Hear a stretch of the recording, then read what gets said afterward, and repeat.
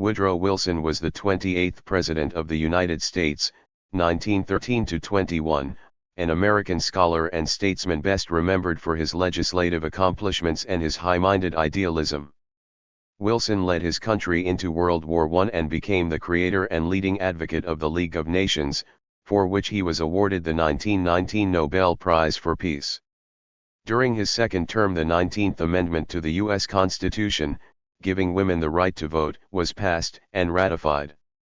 He suffered a paralytic stroke while seeking American public support for the Treaty of Versailles, October 1919, and his incapacity, which lasted for the rest of his term of office, caused the worst crisis of presidential disability in American history.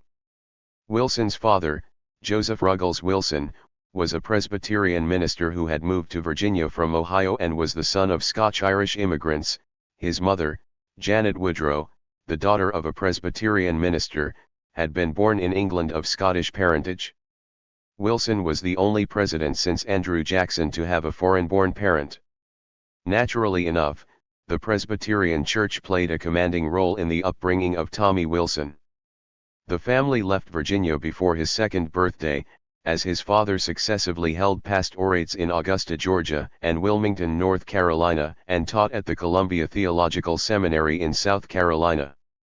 His uncle, James Woodrow, was the leading light of the seminary faculty, and after college the young man dropped his first name both to emphasize the family connection and because he thought Woodrow Wilson sounded more dignified.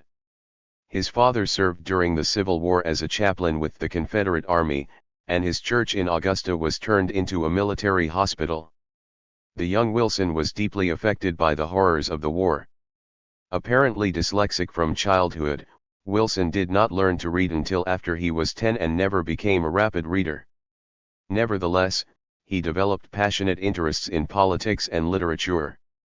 He attended Davidson College near Charlotte, North Carolina, for a year before entering what is now Princeton University in 1875.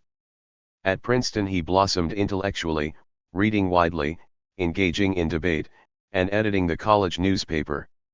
While still an undergraduate, he published a scholarly essay that compared the American government with the British parliamentary system, a subject that he would develop further in his first book and apply in his own political career.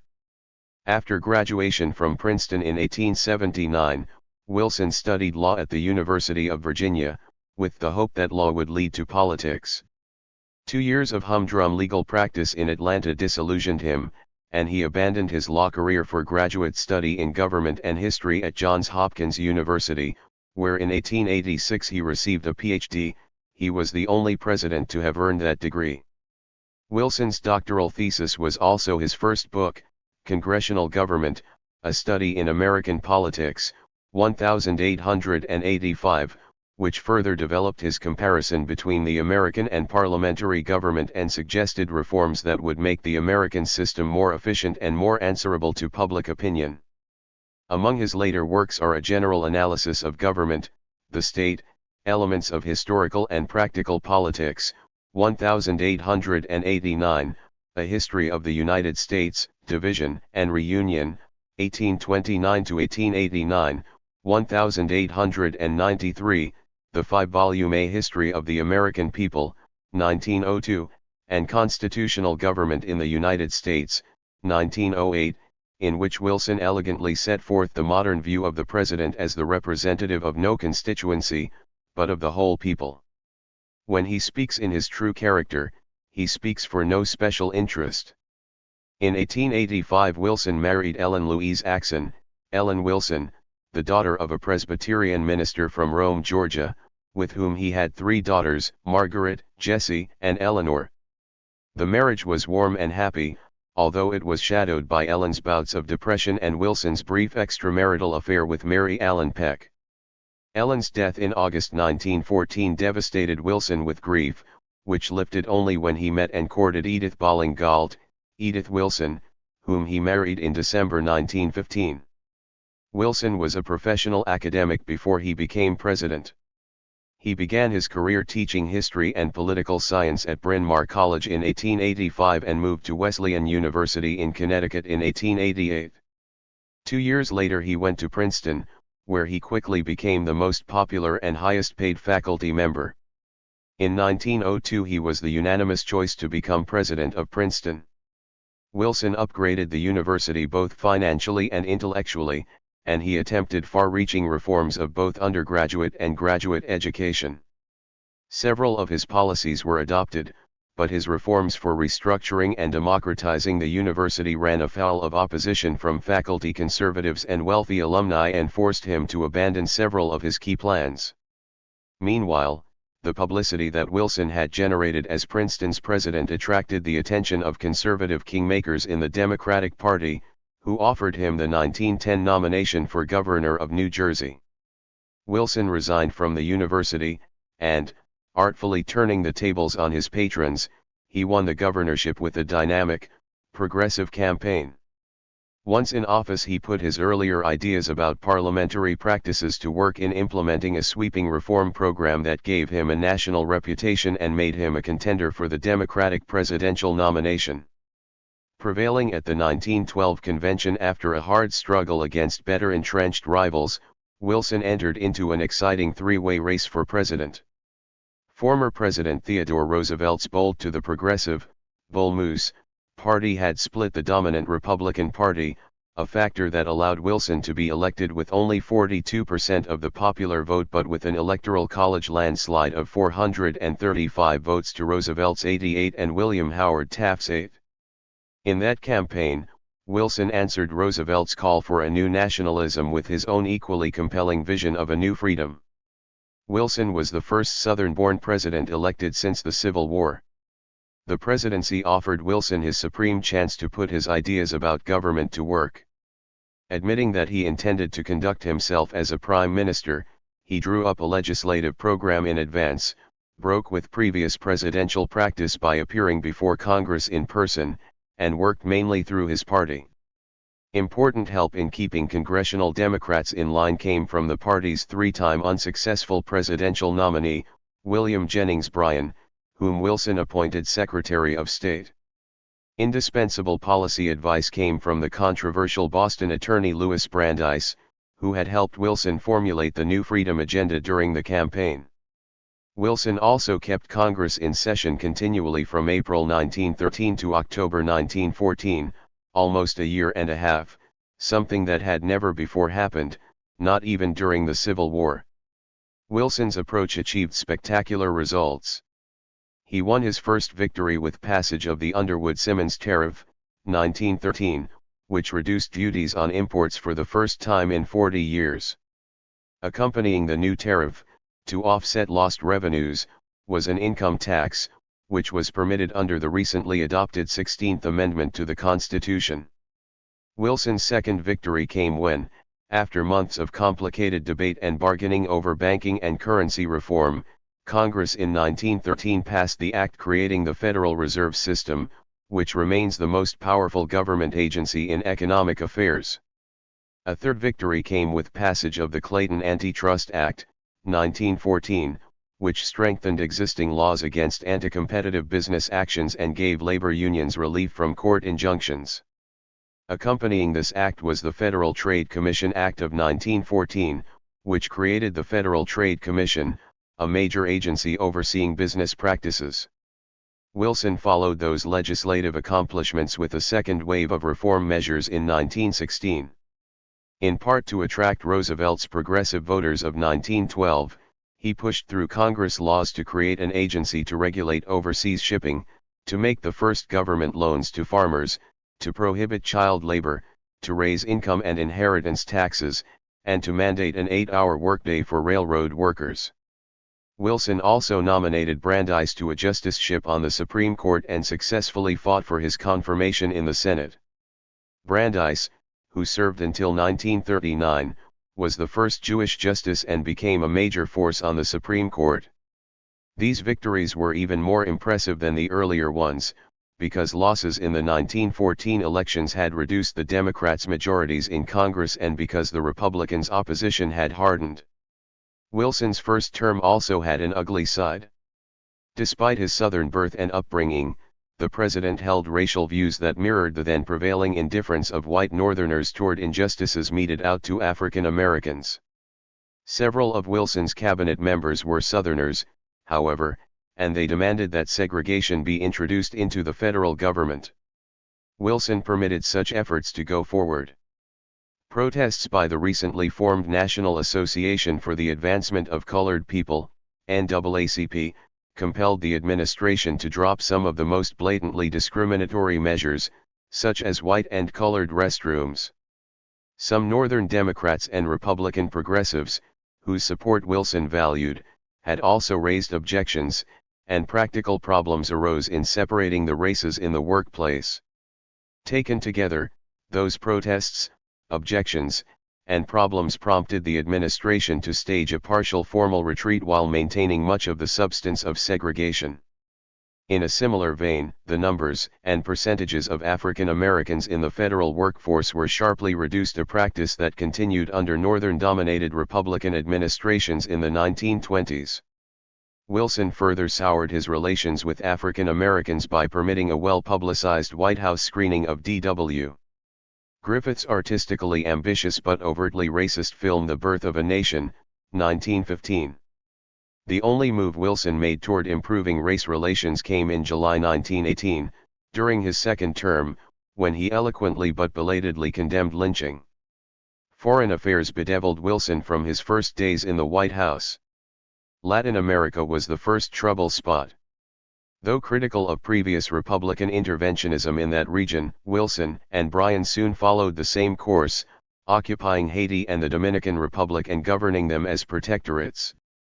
Mexico, which was torn by revolution and counter-revolution, proved most vexing of all.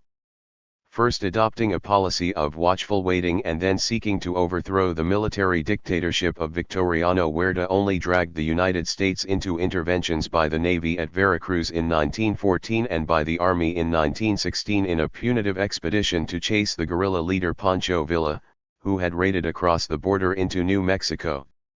Wilson eventually reconciled himself to a hands-off stance toward Mexico. The outbreak of World War I in August 1914, which coincided with the death of his wife, Ellen, tried Wilson's mind and soul. Almost no one questioned American neutrality in the beginning, but both the British blockade of maritime trade and German U-boat attacks soon made neutrality painful. On May 7, 1915, when a U-boat sank the British liner Lusitania, killing more than 1,100 people, including 128 Americans, the war came home with a vengeance. Wilson at first urged his countrymen to show restraint, declaring, "There is such a thing as a man being too proud to fight," but he also pressed the Germans to rein in their submarines and decided to build up the armed forces. Those moves impelled Bryan to resign in protest and to oppose Wilson politically. A combination of patience and firmness on the president's part paid off when the Germans, for military reasons of their own, pledged to curtail submarine warfare in April 1916. For the rest of that year the threat of war receded, while relations with Great Britain worsened because of their ever-tightening blockade and their brutal suppression of the Easter Rising, the armed revolt in Ireland that eventually led to independence. In 1919, President Woodrow Wilson suffered a severe stroke that left him incapacitated until the end of his presidency in 1921, an event that became one of the great crises in presidential succession. However, historian Edwin A. Weinstein notes that Wilson had a history of cerebrovascular disorders going back to 1896, 16 years before he was elected president. Weinstein writes in his biography of Wilson that the young Woodrow was a slow learner and this could be a sign that he was dyslexic. He was always a high-strung person and subject to illnesses that were probably psychosomatic in nature. His letters often contain references to poor health and his rhetoric frequently used metaphors regarding the body. Wilson was serving as an instructor at Princeton in 1896 when he suffered his first stroke. As Weinstein puts it, Wilson's first known stroke, in 1896, manifested itself in a weakness and loss of dexterity of his right hand, a numbness in the tips of several fingers, and some pain in the right arm. Aside from the pain, which was transitory, the symptoms and manner of onset indicate he had suffered an occlusion of a central branch of the left middle cerebral artery. This vessel supplies the regions of the left cerebral hemisphere that control movement and sensation for the contralateral extremities. The subsequent course of the disease suggests that the branch was blocked by an embolus from the left internal carotid artery. p. 141. Wilson consulted with Dr. William Keene, who had treated Grover Cleveland several years earlier. Apparently, Keene did not consider the matter too serious as Wilson was allowed to go on a trip to England. Wilson was able to write with his left hand and would not regain use of his right until about 4 months after the stroke. Wilson's psychosomatic disorders usually rose when he found himself under great stress, and he was wont to complain about his condition. However, with the strokes, Wilson would deny there was a problem or at best downplay the matter. After the massive stroke of 1919, Wilson still thought he had the vigor to serve a third term. His brother-in-law Stockton Axon thought there was a change in personality following the 1896 stroke. Wilson became a more driven man, less inclined to recreation, and seemed more concerned with national affairs. Wilson was about to enter the national spotlight. He was elected the president of Princeton in 1902. 2 years later, he suffered another period of inability to use his right hand, but suggested that he had simply been writing too much. In 1906, he suffered another serious stroke, one that left him nearly blind in his left eye. Wilson consulted a Philadelphia ophthalmologist named George Deschwinitz as well as Dr. Keene. Deschwinitz urged Wilson to adopt a more sedentary life. However, Wilson sought the advice of another doctor, Alfred Stengall, an internist, who thought that all Wilson needed was a few months of rest. He made another trip to Europe and returned to his work at Princeton. Wilson had a plan to reorganize Princeton into a series of residential colleges or quadrangles, similar to Oxford. The plan met with opposition. Wilson often made counterproductive moves and saw his proposal go down to defeat. Weinstein is certain that Wilson's 1906 stroke had an adverse effect on his abilities. In 1910, Wilson was elected governor of New Jersey, and in 1912, he was elected president. In his early months in the White House, he seemed vigorous. The president's new physician was Cary Grayson, who had been serving on the White House medical staff under Wilson's predecessor, William Taft. The two men soon became close. In 1913, Wilson suffered another stroke, only this time, it was his left arm that was affected. Weinstein writes, "The episode which affected Wilson's left arm was particularly ominous from a clinical standpoint. The most likely diagnosis is that he had developed an ulcerated plaque in his right carotid artery from which an embolus had broken off. This meant that the cerebral circulation has been impaired on the right, previously unaffected, side of the brain. This evidence of bilaterality of involvement not only increased the risk of future strokes, but also created the possibility that enduring changes of behavior, based on insufficient blood supply and impaired oxygenation of the brain, might eventually occur." p. 252. Wilson, as had become his habit, denied that there was anything seriously wrong. However, his wife Ellen had taken to consulting doctors. One, a neurologist named Francis Dercum, suggested that Wilson just needed a few months' rest. Another, Silas Mitchell, said that Wilson would not survive his term. Dr. Grayson would be placed in a difficult situation in 1914, when Ellen Wilson died of a kidney ailment. Wilson could not believe that his wife's condition was that serious, and Grayson did not want to upset the president and possibly cause another stroke. Weinstein wonders if this is why Grayson did not call in consultants until it was too late. Wilson soon named Grayson Surgeon General. Wilson seemed ill in 1915 and Deschwinitz was called in again. The doctor found evidence of hypertension and a hardening of the arteries, warning signs that the president's state of health was precarious. In all likelihood, he informed Grayson, but Wilson continued his state of denial. In 1919, after World War I, Wilson was trying to convince Congress to approve United States' entry into the League of Nations. Some in the Senate opposed the idea while others would be willing to go along if certain reservations were included in the treaty. Wilson went on a public speaking tour but suffered a collapse at Pueblo, Colorado. The presidential party returned to Washington, and soon after, the president suffered his most serious stroke. At this point, a cover-up began, led by Dr. Grayson and the president's second wife, Edith. They thought that it would be best if Wilson was not informed of just how serious his condition truly was. When Dr. Grayson briefed the cabinet, the question of succession came up but he refused to sign any official notice of disability. He also discouraged letting the public know the extent of the president's condition. Weinstein suggests this reflected Edith Wilson's opinion. Wilson was able to urge his supporters to vote against any reservations regarding the League of Nations Treaty. The treaty went down to defeat. Weinstein feels that but for the stroke, Wilson might have been more willing to negotiate and come to a settlement. In his current state, he was unable to do so. The strongest candidate the Democrats could have put forward for the presidency in 1920 was probably William Mikado, who had served 6 years as Treasury Secretary and had married one of Wilson's daughters. However, Wilson still hoped he could win a third term and Mikado was unable to launch the all-out campaign he would have required to get the nomination. The party went with a compromise candidate who lost by a landslide. Wilson retired from the presidency in 1921 and died less than 3 years later. Thank you for watching this video.